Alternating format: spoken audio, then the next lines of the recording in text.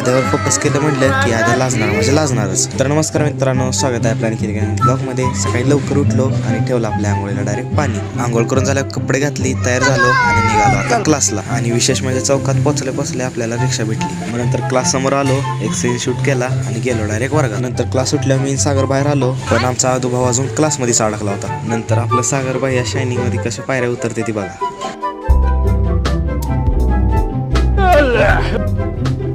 नंतर मी आणि सागर भाई आलो जरा नाश्ता करायला. नंतर मग बसलो रिक्षात आणि निघालो घरी. रिक्षातून चौकात उतरलो आणि निघालो घरी आता चालत. नंतर थोड्याच वेळात घरी आलो आणि इथं बघितलं तर चालला होता आईचा स्वयंपाक करायला. नंतर थोड्या वेळात जेवण केलं, शाळेचे कपडे घातले आणि निघालो आता शाळेला. नंतर शाळेतनं संध्याकाळी घरी आल्यावर आलो होतो जरा हेअरकट करायला. नंतर डायरेक्ट घरी गेलो आणि बसलो डायरेक्ट जेवण करायला. जेवण झाल्यावर नंतर केली डायरेक्ट झोपायची तयारी. आणि असा होता आपला आजचा व्लॉग. व्हिडिओ आवडला असेल तर लाईक करायला विसरू नका. भेटूया प्लॅन केली ब्लॉग मध्ये. तोपर्यंत रामकृष्ण हरी.